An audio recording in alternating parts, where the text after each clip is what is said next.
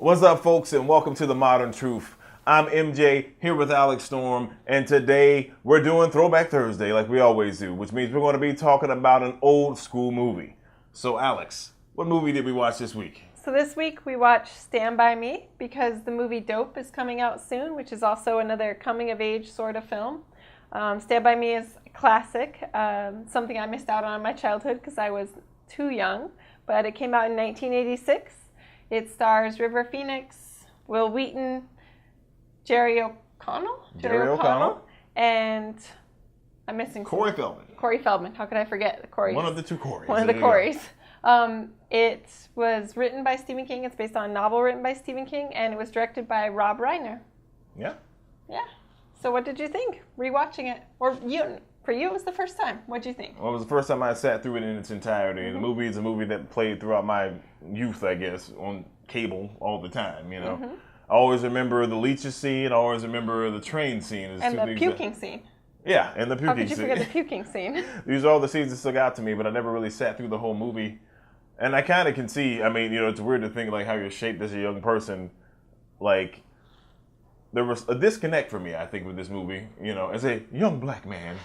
Because there's really not a lot of diversity in the film, so it was slightly hard for me to identify with these kids. But really, that's what the movie's about, right? It's about, I think, imagine, it's not a kid's movie, right? It's not a kid's movie. It's a movie that was made for adults. The narration is from a man who is going back to his hometown because of a death, and he's reflecting on his childhood. He's reflecting on this experience of him and his three best friends going to find a dead body. And yeah, it's a coming-of-age sort of film because they go through all these emotional experiences and turmoil as boys, like considering where they're going in life, where they've been, their parents, like where they fit in the world. There's a lot of tears for 12-year-old boys, which was amazing and touching. And then there's also a lot of laughs and them being crude and disgusting like little boys are. Yeah. So it's cool. But I could also see a disconnect for you because it's set in the countryside in Oregon. And there's not a brown face in the entire movie, I don't think. Not a brown face to be seen. But yeah, I mean, look, that's kind of a moot point. It's still telling of the time that this film was created in the 80s and the time that it's about, which was the late 50s, right? Yeah, 1959 is the setting. So, I mean, we can just boil it down to what the story is actually about. And the story's pretty cool. You know, I mean, these kids have a cool connection. And I still say, even if I can connect with it totally, certainly as an adult, I can look and think, like, one of the standout lines in the movie is at the end where the narrator's like, you know, I never had friends like I had when I was a kid. And that's how I feel about my friends from my childhood as well. You know, it's like, there's a bond you have. And it just, for me, it was like, you know, I grew up the same way. You know, me and my friends used to just, like, go off every day after school and just walk through the woods and just go off on adventures and stuff and just totally be goofy and stupid. And, you know, that's just what we used to do all the time. So this really, that part I could connect with.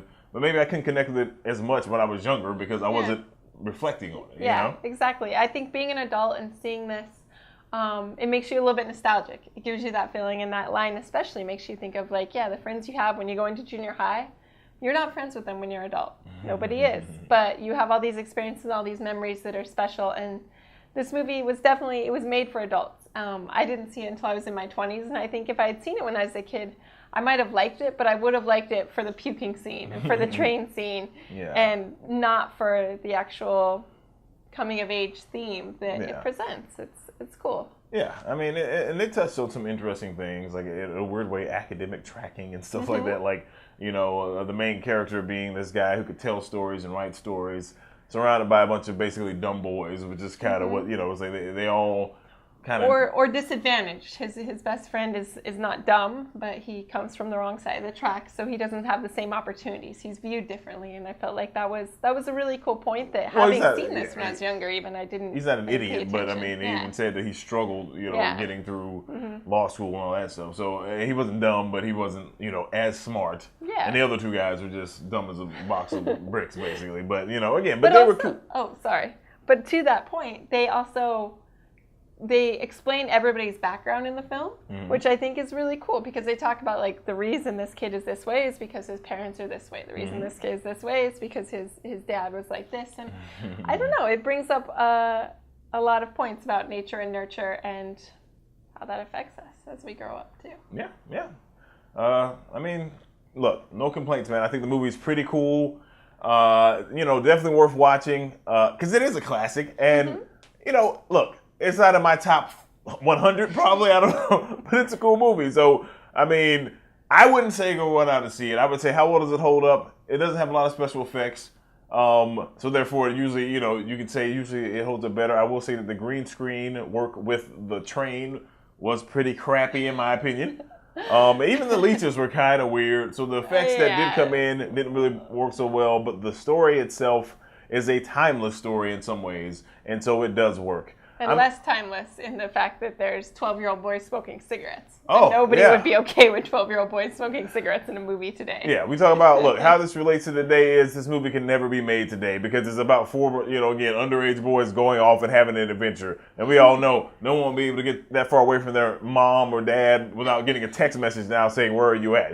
So, I mean, things were so different back then. And so, yeah, I mean, this is a completely different story. So, certainly for any of you youngins out there who, haven't seen some older movies and maybe really don't know how the world used to be, you might want to check this out to just see how crazy things were. How much free range you would have had as a child. Yeah, it's unbelievable. Even when I was a young lad, I was able to go around by myself most of the time. Mm-hmm. And now look at this. Oh, well.